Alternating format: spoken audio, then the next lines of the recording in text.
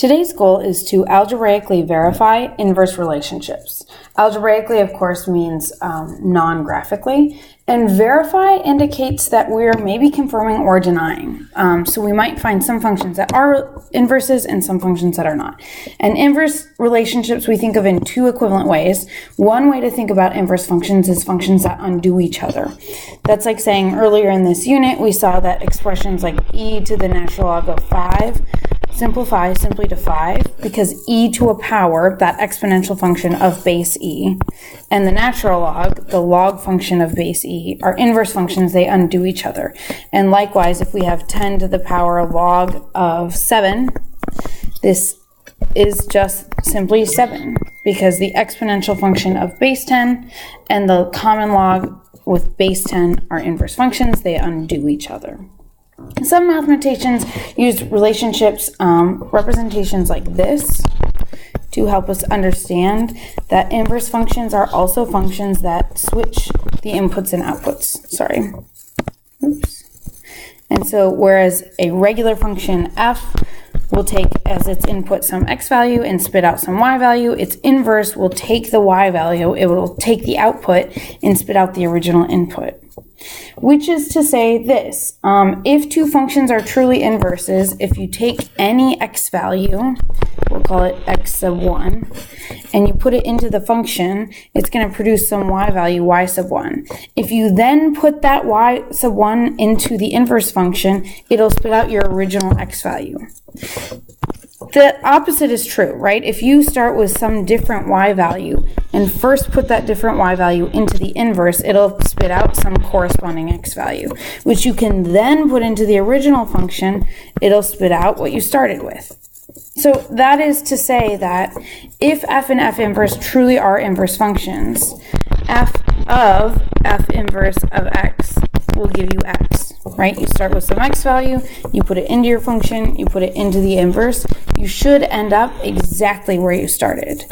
And if you go in the opposite order, f inverse of f of x should also be x, right? You could think of this actually as just being a y value.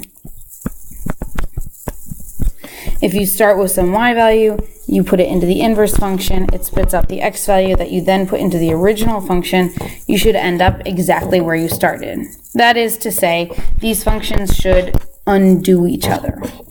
So we're going to use that today to prove whether functions are indeed inverses, and we'll justify our answers. Okay, this is similar to what you saw yesterday. We noticed that if your inverse function has the coordinate pair 1, -1, the inverse should have the coordinate pair -1, 1, right? If your original function has a given coordinate pair, its inverse should have the exact same two numbers paired up. You're just switching the inputs and outputs. And so we can see that since, for example, we're not pairing 7 with 8 here and 7 with a different number here, 7 and 8 are always paired. It's just that the inputs and outputs are switching, which is which. We can conclude that indeed functions f and g in these tables are inverse functions because they have the exact same coordinate pairs. You've just switched the inputs and the outputs. Now, in example 2, you could make a table of values to look at it, but we know that functions usually use an infinite number of points. So a table of values might demonstrate whether two functions are inverses, but if you're trying to prove that for absolutely any coordinate pair in the function f, you'll have the exact same coordinate pair in its inverse just with the x and y switched, you're going to need to use function composition, right? These are some generic x and y values, and so we have to prove with generic values that this will work every time. So first we're going to compose f of f inverse of x. We're going to put this function inside, we're going to put this function inside of every x we see here. And so this will look like square root of x squared plus 3 minus 3. And we can drop the parentheses at this point. They're just meant to show you the substitution. So we have the square root of x squared plus 3 minus 3, which is just the square root of x squared, which we know is x. Okay, good. If these functions truly are inverse functions, then it must be the case that also f inverse of f of x is also x, right? We have to say these functions will like cancel each other out. So now we're going to substitute this function into every x that we see here. So we'll have the square root of x minus 3 squared plus 3. Again, I'm just using those parentheses to show you, emphasize the substitution.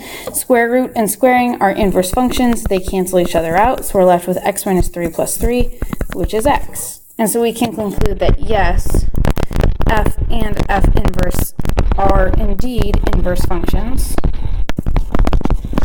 since it passed both tests. F of f inverse of x is equal to x, and f inverse of f of x was also equal to x.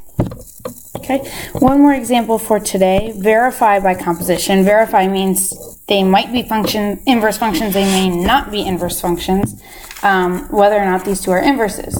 And so verify by composition, this is just giving us a hint that we're going to put f into f inverse and also f inverse into f, just like we've shown above. So do whichever one you like first. This time we're going to take, we're calling them f and g. That makes sense because we're verifying. We don't yet know if they really are inverse functions. So let's substitute this function here.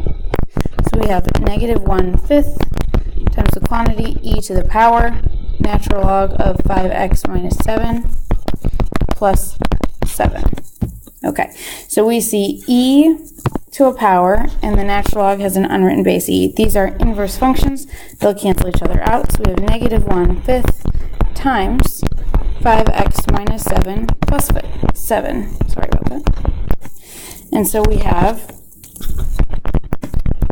negative 1/5 times 5x, which gives us negative x. We can actually stop here. We already know that these functions are not inverses because f of g of x was not just x. It's negative 1 times x, which isn't x. It means the functions did not thoroughly undo each other or cancel out to give you just the x. So we already know that f and g are not inverses, are not inverse functions, since f of g of x is not equal just to x.